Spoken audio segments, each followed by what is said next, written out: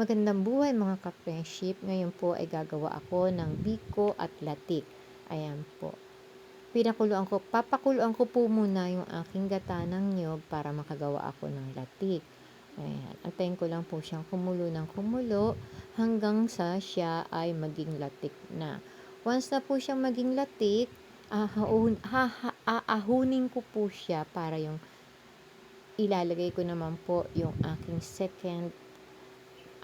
second class na asukal para po maging arnibal. Tutunawin ko po siya. Ayan na nga po.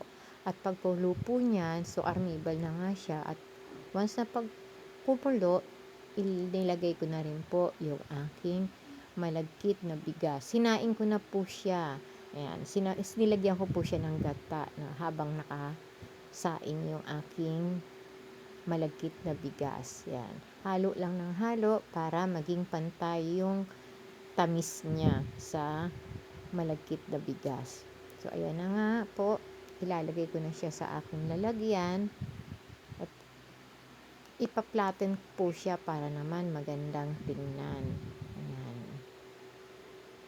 So, flatten lang po. Once na ma-flatten na siya, ayan na nga.